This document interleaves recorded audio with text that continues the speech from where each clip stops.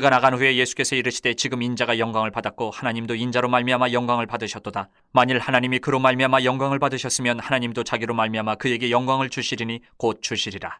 작은 자들아, 내가 아직 잠시 너희와 함께 있겠노라. 너희가 나를 찾을 것이나 일찍이 내가 유대인들에게 너희는 내가 가는 곳에 올 수 없다고 말한 것과 같이 지금 너희에게도 이르노라. 새 계명을 너희에게 주노니 서로 사랑하라. 내가 너희를 사랑한 것 같이 너희도 서로 사랑하라. 너희가 서로 사랑하면 이로써 모든 사람이 너희가 내 제자인 줄 알리라.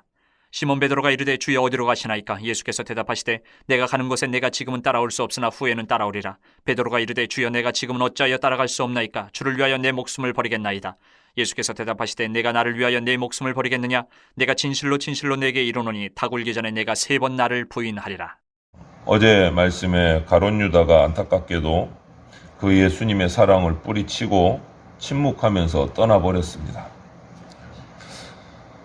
이렇게 가룟 유다가 떠난 후에 그 상황에서 예수님이 나머지 제자들에게 오늘 본문 말씀에서 정말 유언과도 같은 가르침을 남기십니다. 그것이 바로 이제 새 계명입니다. 31절부터 33절을 보면 제자들이 가룟 유다가 왜 밖으로 나갔는지를 알 수가 없었어요. 예수님은 잘 알고 계셨습니다. 그런데 놀랍게도 이 가룟 유다가 나간 후에 예수님의 첫 말씀이 바로 이어지는 31절에서 말씀이 지금 인자가 영광을 받았다. 지금 인자가 영광을 받았다. 떡 조각을 찍어서 적셔서 가룟 유다에게 주고 가룟 유다가 그 떡 조각을 받고 사탄이 들어가고 바로 나간 후에 이어서 하시는 말씀이 지금 인자가 영광을 받았다.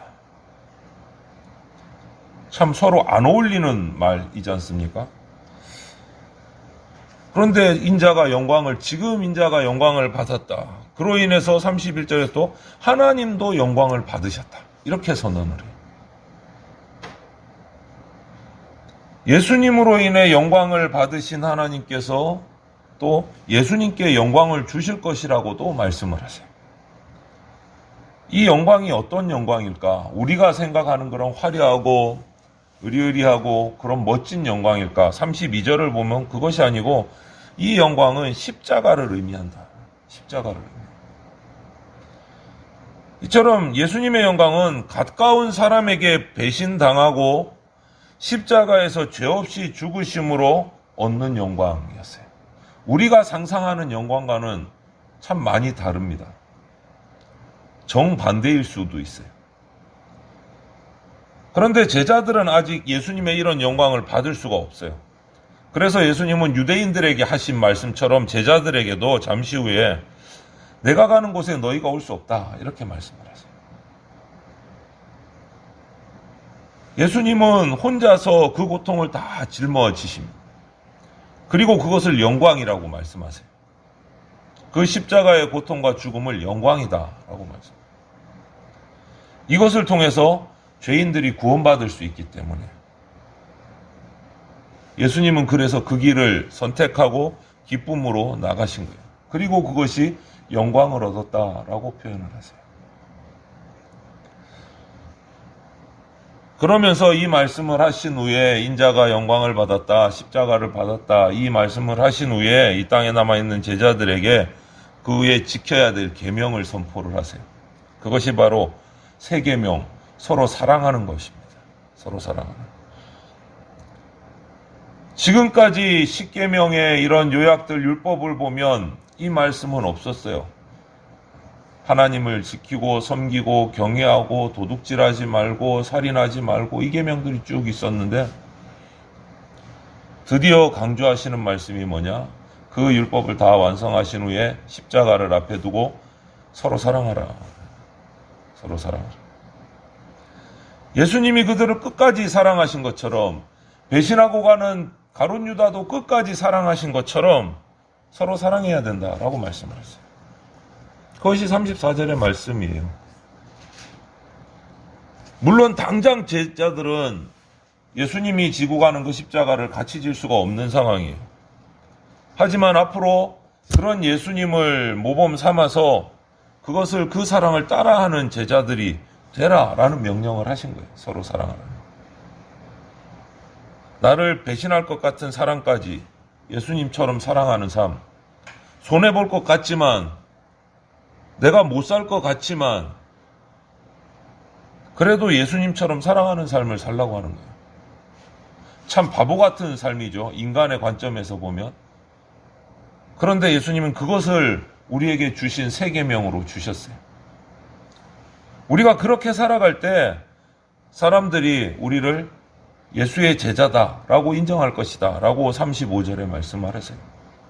그렇게 살아야 배신당할 줄 알면서도 사랑하는 삶, 그것이 예수님을 따라가는 삶이고 자기 십자가를 지는 삶이다라는 거예요.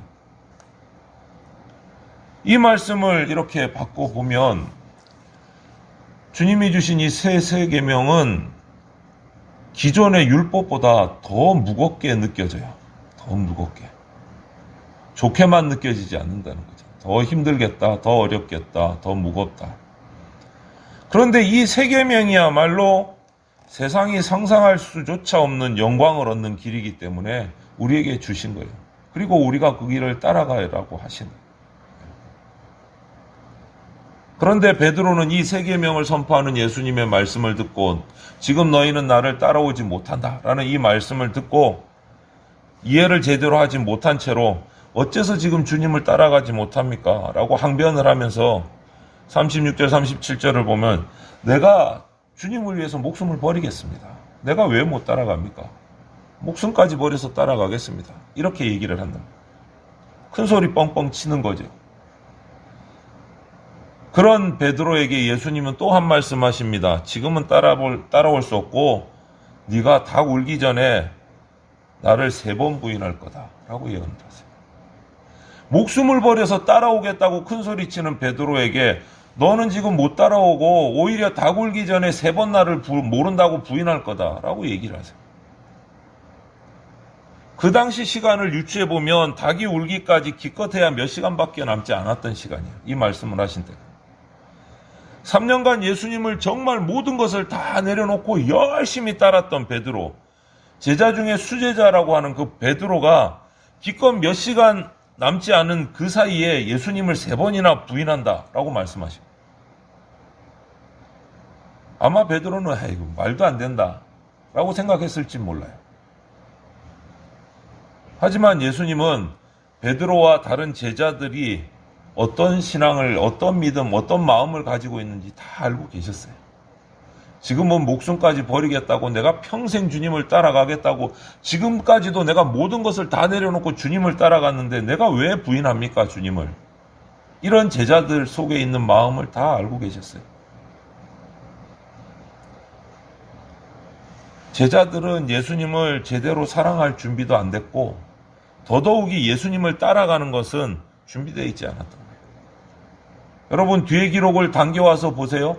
예수님이 십자가에 체포돼서 달려가고 십자가에서 고난받으실 때 제자들 어디 있었습니까? 다 도망갔잖아요. 기도하실 때 겟세마네 동산에서 마지막에 기도하실 때 로마 병사들이 가룟 유다와 함께 데리러 왔을 때 제자들 어디 갔습니까? 다 도망갔잖아요. 베드로는 숨어서 따라가다가 결국은 3번 부인했지 않습니까?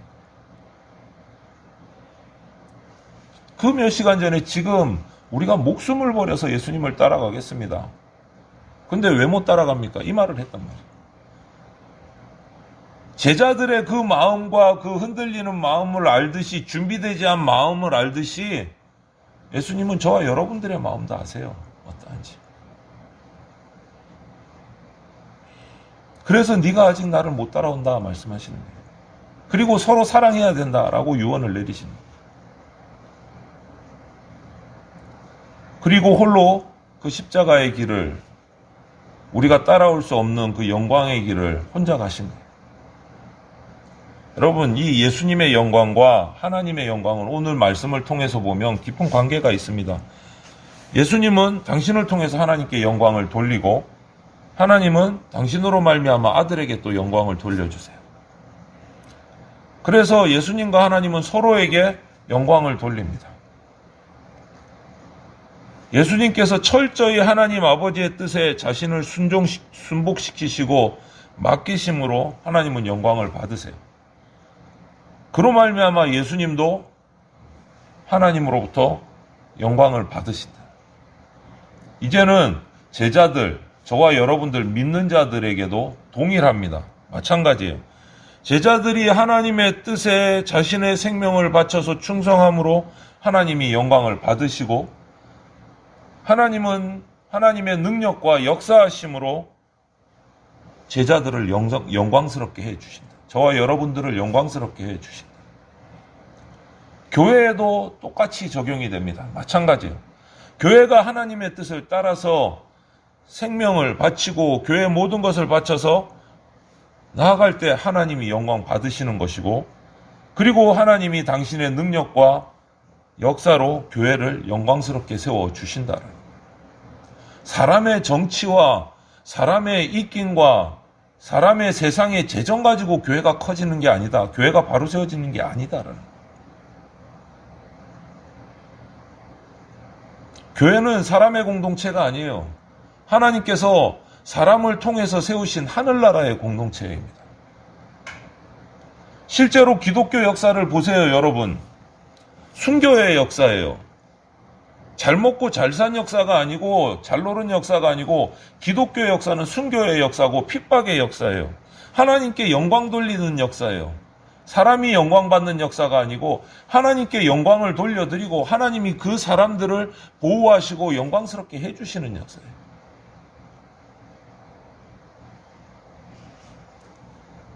예수님이 떠나시고 난 이후에 제자들이 지켜야 할 제자도가 뭐냐?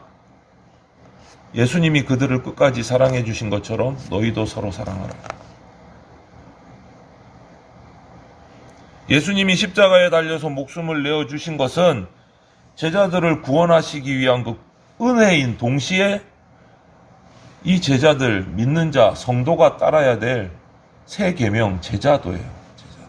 서로 사랑하라. 예수님이 목숨을 내주신 것처럼 나도 사람들을 사랑해야 하고 서로 사랑해야 된다. 이것이 유언처럼 우리에게 주신 새 계명이에요.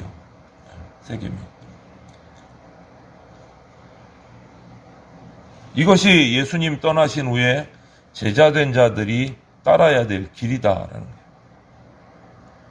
그런 제자들의 모습을 보고 사람들이, 세상이 저 사람들은 예수님의 제자야 라고 알게 될 것이다 라고 오늘 말씀해 주시는 거예요.